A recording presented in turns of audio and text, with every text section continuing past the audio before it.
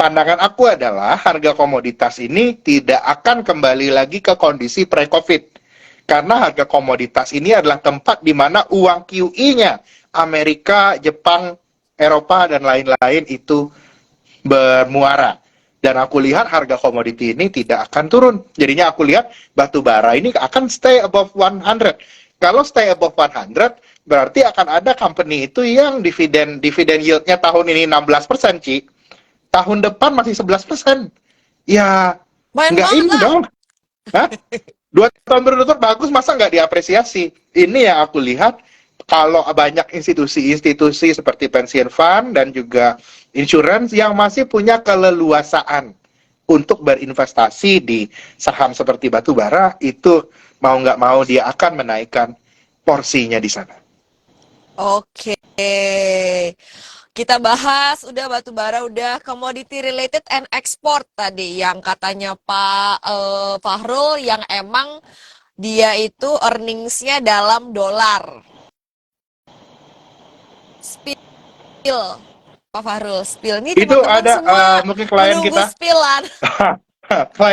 klien kita mungkin pada dapat ya, pagi ini kita baru initiate sektor report on plantation. Nah, silakan dibaca. Itu we make it very comprehensive. Jadi on CPO kita lihatnya the worst is over.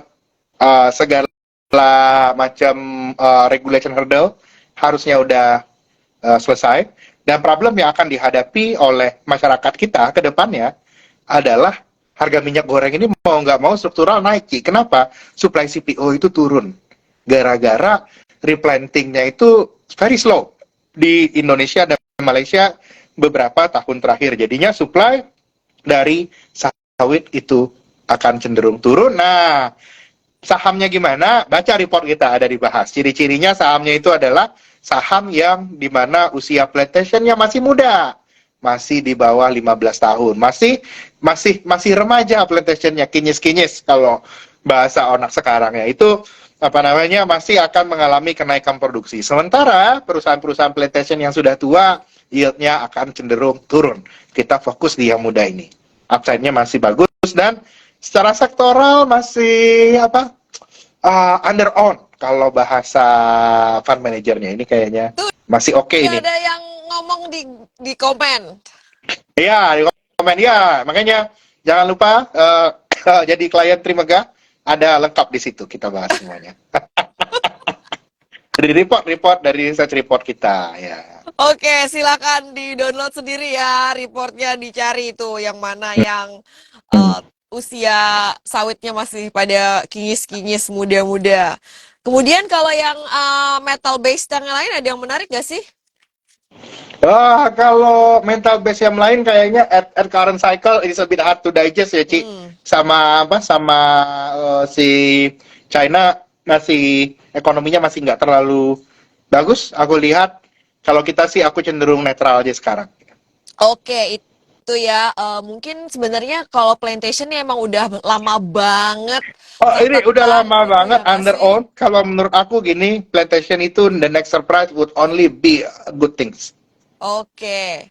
Pak Fahrul, orang-orang tuh pada bilang biasanya di tahun-tahun pemilu tuh efek-efek kayak spillover efeknya tuh ke perekonomian tuh udah kelihatan kalau tahun-tahun pemilu yang dulu-dulu. Kalau sekarang nih Ya. lagging efeknya apa gimana sih? Apa kurang seru apa gimana sih? Oh, Soal ada lain, perbedaan kebetulan apa ada yang namanya ya? nanya. Oh, pemilu ya. Kalau untuk pemilu Hmm. sebenarnya ya harusnya itu bawa sektornya bawa positif. Sektor consumer goods kita kan naiknya udah banyak dari awal tahun untuk pricing in pemilu di 2024. Tapi Udah duluan terkait jalan dari ya. udah Masih jalan, ada udah jalan. sisa upside potensialnya nggak? Kalau aku lihat justru ini ya, mungkin banyak yang cerita consumers ini upside-nya masih gede kalau pemilu. Kalau menurut aku ini udah 80% dan Ci. Udah tinggal sisa-sisanya nih. Hmm. Karena berikutnya lawannya itu adalah kalau memang ada resiko di Amerika Serikat itu masih tightening, sementara belanja pemilu kita meningkat, next itu yang bakal kejadian itu adalah pressure di rupiahnya kemungkinan meningkat, ongkos-ongkos everything itu akan naik, itu yang aku lihat. Jadinya bisa jadi ongkos expectation on consumer goods-nya habis ini peaking dan turun. Karena itu kalau aku sih lihat justru walaupun cerita pemilunya udah price in nih. Yang belum di price in adalah raw material naik, global inflation lagi meningkat lagi gara-gara perang. Terus juga banyak embargo dan hambatan ekspor yang dilakukan kan oleh banyak negara. Oke. Belakangan ini tuh suka asumsi-asumsi kita yang biasanya tuh common, maksudnya boleh dikatakan jadi mitos ya. Misalnya nih, kalau deket pemilu media naik atau deket apa ini naik tuh banyak kan yang nggak kebukti ya belakangan ini ya. Ya nggak sih Pak Udah bukti Fahrul? kalau sektor media, aku lihat itu ada sebuah hal struktural yang belum selesai. Nah, ini ceritanya kan gini. Soal digital itu. Ada struktural yaitu yakni bahwa semakin ke sini spending dari consumer good itu di consumer good kan sebenarnya yang banyak invest buat advertisement kan, Iya, advertisement betul. ya itu spendingnya belum recover Ci. Mereka Hmm. melihat bahwa kondisi sekarang di kondisi market sekarang ini di mana terjadinya kalau zaman COVID itu orang pada bilang recovery kita K curve, ada yang makin kaya, ada yang makin makin susah, kan itu kejadiannya. Hmm. Dan itu memang kejadian sehingga kalau kita ngobrol dengan rekan-rekan di consumer goods yang kerja di FMCG, strategi mereka instead of advertisement menghadapi daya beli yang tidak menentu, strategi mereka promosi, Ci. Kayak aku pergi ke mall beli sabun cuci, yang jalan itu strateginya beli 3 gratis 1, beli 2 dapat 3, kayak gitu tuh yang banyak. Bukan Daripada spending ke strateginya, iklan ya. bukan daripada spending ke iklan. This more on promotion. Ini di kondisi yang seperti ini. Cerita spending ke iklan naik, media ke iklan itu naik, baru akan benar kalau kita punya upcycle di consumers. Terakhir kali kita punya upcycle di consumers yang kuat itu 2014. Di 2019 sudah waning, itu ya buat ini, kalau kuliah 2024 lebih jalan lagi. Karena itu media it is very hard buat gua to take a view. Gua belum kelihatan ini bottomnya di mana. After ini model bisnisnya akan seperti apa? Apakah TV-TV ini nanti income-nya akan lebih banyak dari production house-nya instead of traditional TV atau gimana? Itu belum clear. Aku melihatnya ya, itu yang aku lihat. Memang industrinya masih lumayan kalau aku lihat ya belum ada ininya lah, belum ada tanda-tanda sound recovery gitu. Baik, ini cukup banyak pertanyaan di kolom komen. Kita coba jawab satu persatu ya dari Desember Diva dulu. Ada 2 pertanyaan Pak Fahrul. Yang pertama, Pak Fahrul ada tips untuk jangka pendek apa yang harus dilakukan sampai akhir 2023. Kemudian dari Desember Diva juga tanya, jadi ada risiko inflasi kembali menguat ya Pak? Terkait dengan tadi tekanan rupiah terhadap mungkin komposisi bahan baku yang impor untuk emiten consumer. Nah, oke. Terkait dengan likuiditas yang mengetat yang aku ceritakan tadi, aku sarankan untuk mulai menaikkan porsi cash. Mulai pikirin jumlah share dari portofolio kita yang diparkir di money market itu naikin. Itu Oke, yang aku lihat. siapin dry powder teman-teman. Siapin dry powder. Jadinya itu nanti kalau memang beneran ada koreksi karena depresiasi rupiah, kita punya power. Yang orang paling kasihan itu Ci adalah bukan ketika market rally nih. Orang paling kasihan itu adalah ketika market koreksi, it's the best time to buy, dia nggak ada uang. Nah, itu menurut aku yang paling kasihan sebenarnya. Yang kasihan bukan orang yang rugi ya. Kalau orang yang rugi berarti dia berani mengambil keputusan sebelumnya. Tapi ketika ini murah, tapi dia tidak bisa mengambil opportunity, itu menurut aku itu lebih sedih lagi. Itu ya kalau menurut aku bilang di kondisi kayak gini. Porsi di saham investment untuk saham bottom up itu masih bagus, itu yang aku lihat. Tapi kita harus sadar dalam cerita ini likuiditas sudah nggak banyak.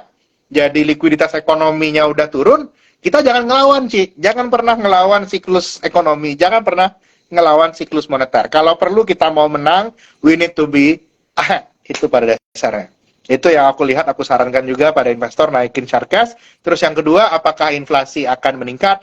Yes, aku lihat inflasi akan bottom di sekitar September sampai Oktober ini. Nantinya menuju akhir tahun dan awal tahun depan ada ancaman dari inflasi bahan makanan. Kira-kira seperti itu.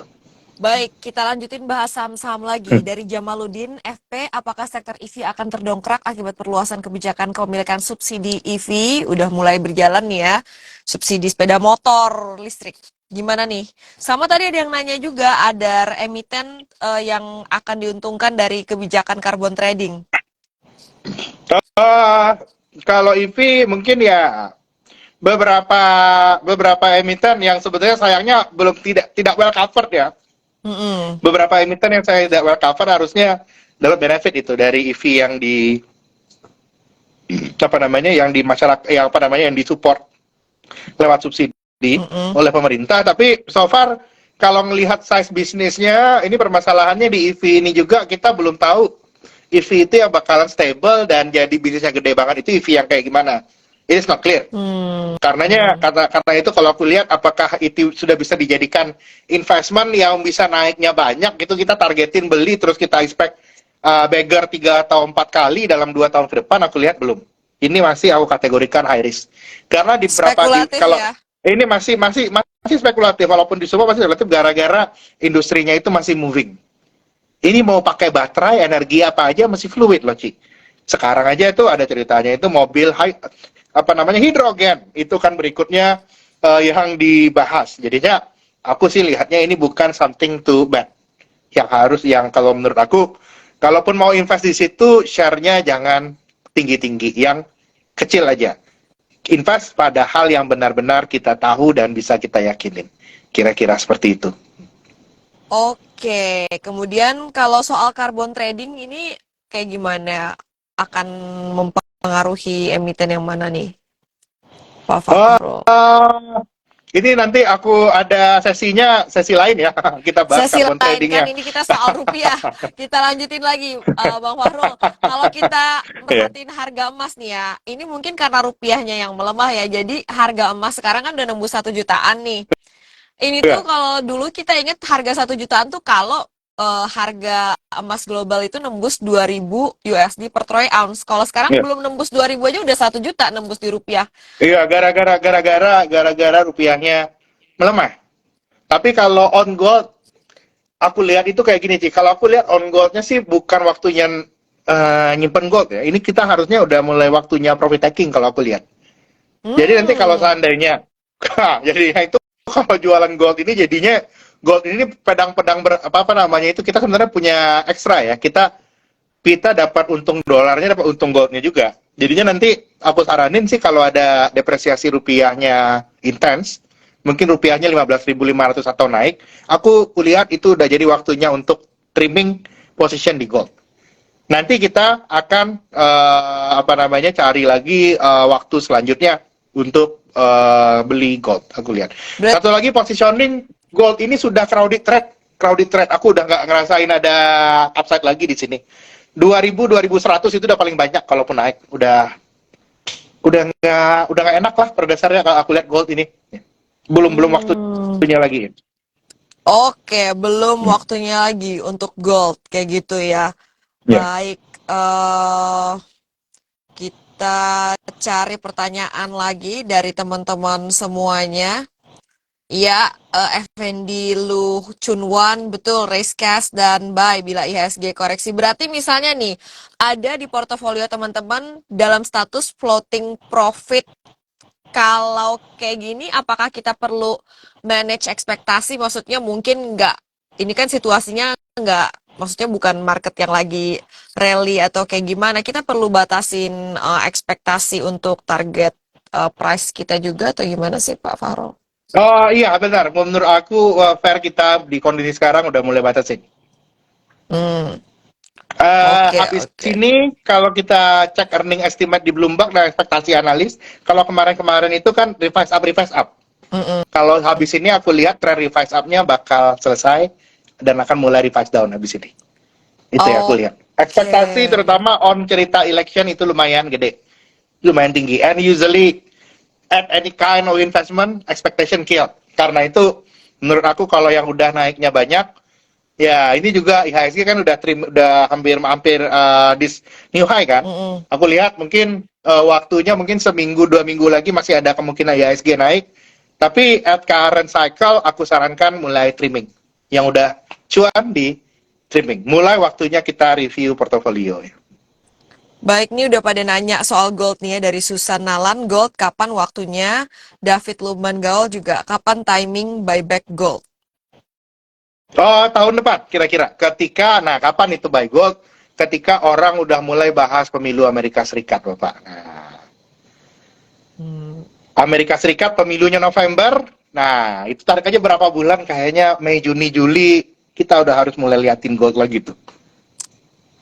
Oke, kayak gitu teman-teman. Semoga membantu ya untuk outlook gold ke depannya. Tadi ada yang nanya, money marketnya apa perlu yang dollar base juga? Kalau aku sih mix, kalau aku sih mix ya. Kalau kita orang Indonesia tidak ada kebutuhan dolarnya tinggi. Kalau aku sih paling senang itu my boss bilang gini, kalau kamu nggak ngerasa ada butuh dolar gimana-gimana, tapi tetaplah kalau kamu punya money market itu 50-50. Jadi well hedged. Jadi 50-50, jadi kalau rupiahnya melemah, kamu netral. Kalau rupiahnya menguat, kamu netral juga. Nah, Hmm. kalau di kondisi gini, saran aku kalau memang nggak butuh dolar, 50-50 aja. Oke. Nah, buat beberapa hal yang bikin orang tua adalah galau, salah satunya adalah kayak gini loh, Bang Fahrul. Kan kita selalu dikasih tahu, misalnya punya rencana kuliahin anak di luar negeri, kita harus punya investasi dalam mata uang di mana anak kita kira-kira kita proyeksikan akan kuliah di sana. Anggaplah Iya. kita oke, mau nabung USD kayak gitu. Di sisi lain kita dengar huru hara, bukan huru hara ya. eh, Lagi rame soal dedolarisasi, apakah memang dolar ini nanti akan jadi nggak relevan, terus kita misalnya nabungin dolar secara rutin untuk anak kita jadinya, ya nanti dolar harganya jatuh, nggak relevan lagi pas anak kita gede, ini tuh Yang kita aku gimana percaya sih Cialin nggak? harus Yang bersikap? aku percaya, aku adalah salah satu orang yang mungkin yang paling skeptis terhadap dedolarisasi. Ah, Tidak segampang itu. Nah, kalau aku bilang tidak segampang itu, Ferguson mau menggusur peran US dollar. jadi kalau Karena kita peran US lagi dollar itu nabungin yang buat tidak anak nggak diadres apa-apa, ya. lanjut aja ya. Nggak apa-apa, nggak apa-apa. Lanjut, nggak masalah. Itu bilang, Oke. tidak ada negara manapun di dunia ini yang sanggup menggantikan US dollar currency-nya. Kenapa? Karena peran US dollar itu bukan perdagangan. Yang dibahas sama negara-negara BRICS ini perdagangan. Keunggulan US dollar bukan gara-gara dipakai dagang, tapi gara-gara dipakai orang tua macam Cialin untuk nabung. Bukan di dagangnya, tapi bukan, kalau bahasa ekonomnya itu bukan untuk transaksi current account, bukan untuk transaksi perdagangan dan aktivitas ekonomi sektor real lainnya, tapi untuk aktivitas tabungan dan aktivitas capital flow. Itu yang dolar ini tidak tergantikan dan sama sekali tidak dibahas oleh negara-negara BRIC ini. Kalau kata aku, ada butuh untuk tabungan pendidikan anak, gaskan aja, tidak akan ada perubahan terkait ini. Justru Oke. selalu ya orang itu baris dolar katanya on many case, ujungnya dolar naik lagi. Betul, betul. Jadi bingung kan? Kayak Iya dulu, iya iya. misalnya Jadi dulu, saya ingat banget tuh 2010-an ya pernah dolar itu kan terus kayak 8 ribuan ya iya. rupiah kita ya. Jadi orang bilang, jual aja dolarnya, ini rupiah kuat terus gitu kan. Kita jual, iya ternyata dolar itu meskipun dibilang orang dedolarisasi lah atau Enggak kayaknya enggak, gimana-gimana, beda-beda. naik No, aja enak. terus gitu. Kalau enak. Selama nggak ada negara yang mau menggantikan Amerika Serikat sebagai tempat konsumsi dunia, itu dolar akan tetap jaya. Negara-negara lain ini, negara BRICS ini berlomba-lomba jadi negara produsen. Kita kan mau ekspor kan ceritanya. Iya. Siapa yang mau impor? Siapa yang mau konsumsi? Yang mau konsumsi itu hanya Amerika Serikat. Sampai saat ini, dan aku lihat sampai 30 tahun ke depan tidak akan berubah. Karena itu dolar ini masih akan relevan. Kata aku, tetap. Dan Hanya aku lihat sih dolar yang justru dicetak terus tapi nilainya makin kuat ya. against kita. Yes, itu yang namanya itu agak, entar itu bisa kita bahas next time ya sesinya, itu kayak US dollar exceptionalism. Memang ada exceptionalism jadi US dollar. Ini itu mirip kayak gini, Ci. Kalau lu mau jadi bos, lu harus jadi orang yang mau berkorban. Ya kan? Ini misalnya kita punya company, kita bos kan. Bos nggak boleh kerja, bos tuh harus nyantai. Bos tuh harus nyantai, harus bagi-bagi duit ke karyawannya semuanya. Mm-mm. Bukan bos itu ngasih duit, bukan menerima. Dia nggak ngasih, dia harus ngasih menerima itu dari bosnya yang lain lagi. Amerika ini bosnya kita semua pada dasarnya. Amerika, India, Cina, Indonesia, Jepang, kita semua kan setor barang ke Amerika, kan? Dikasih buat bayarannya, kita dikasih uang Amerika Serikat kan, US dollar. US dollar Iya. di mana-mana jadi tabungannya orang. US dollarnya diinvest di mana? Diinvest di US Treasury bills alias surat utang negara Amerika Serikat. Nah, di situ caranya aku lihat itu ini hal yang tidak dilakukan oleh negara lain. The art of being a boss itu yang dilakukan oleh Amerika Serikat. Dan bos nggak boleh kerja, nggak boleh ekspor. Bos impor aja, bos ngeluarin note saja, ini buat kamu kertas, ini buat kamu dolar, everything, ini buat kamu surat utang. Dan kita running di sistemnya bos ini tadi, yang si Amerika Serikat ini tadi. Dan apakah China akan mengarah ke sana? Kalau visinya masih made in China 2025, berarti jauh panggang daripada api. Nggak akan ke sana. Yang ada justru China akan akumulate dolar itu makin hari makin banyak. Itu yang kejadian.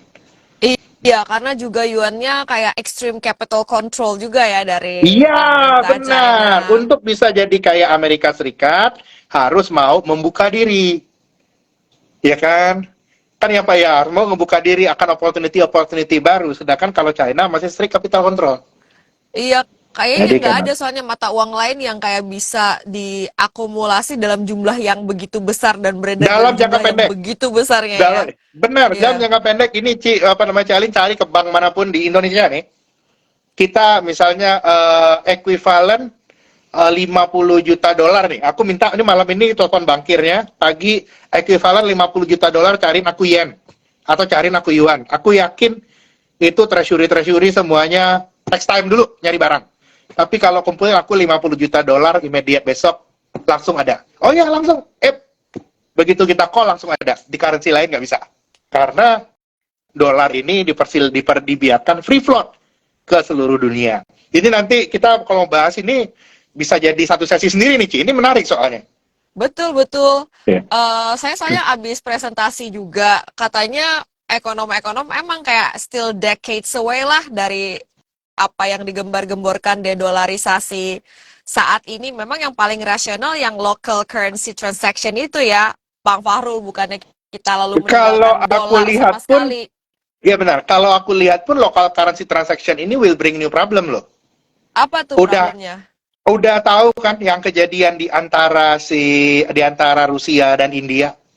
Rusia sama India kan bikin bilateral currency agreement untuk beli minyak Ural Iya, iya, iya. waktu COVID. Iya, iya, iya, Nah, iya, iya. tapi itu end up dengan akhirnya itu transaksi itu udah dibatalkan sekarang. Karena Oh. Rusia end up dengan kebanyakan rupiah. Dia kan nerima rupiah terus. Mm-mm. Rupiah dikumpulin. Tapi gini, menerima rupiah. Kalau si Rusianya immediate perlu beli barang India, sebenarnya nggak masalah. Rupiahnya balik lagi ke India kan. Rusianya dapat barang, perdagangannya langsung square. Ya kan? Nggak masalah itu sebenarnya. Masalah itu akan muncul kalau kita terus-menerus, kalau Rusianya terus-menerus mengakumulasi rupiah. Rusia terus-menerus mengakumulasi rupiah, tapi Rusia tidak bisa menemukan instrumen untuk memarkir rupiah yang dia punya. Karena India government bond market itu nggak dalam. Oh. Sebenarnya bisa dong, mereka punya ngumpulin rupiahnya dimasukin ke India bond market, aman dong, masukin ke India bond, Iya. masalah selesai kan? Nah, kalau menurut aku kayak kita ada bilateral currency agreement juga dengan berbagai macam negara ASEAN, contohnya sekarang. Kris kita bisa dengan Malaysia, ya kan? Kalau trading kita itu perfectly balance dengan Malaysia, itu nggak masalah.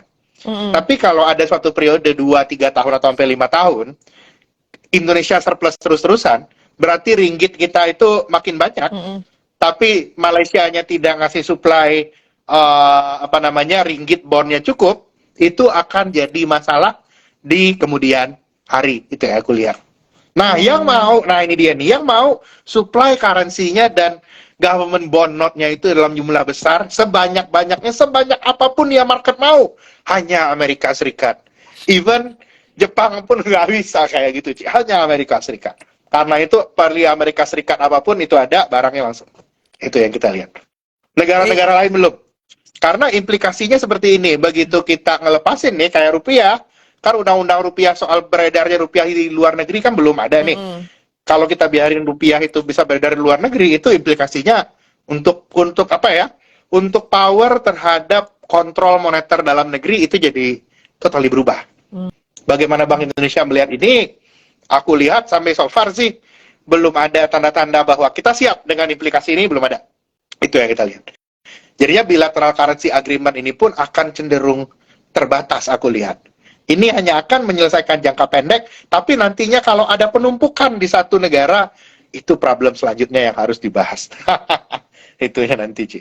Oh gitu, Karena kalau nggak ada, kalau lainnya. bond marketnya itu nggak muncul, kan kita surplus. Kalau yang surplus terus-terusan, kan nggak bisa kita recycle, harusnya mata uangnya query kuat banget dong terhadap negara yang defisit ini kan. Mm-mm. Nah, untuk bisa mengcover itu, negara yang defisit itu harus ngeluarin aset baru atau surat utang yang dibeli sama negara surplus tadi.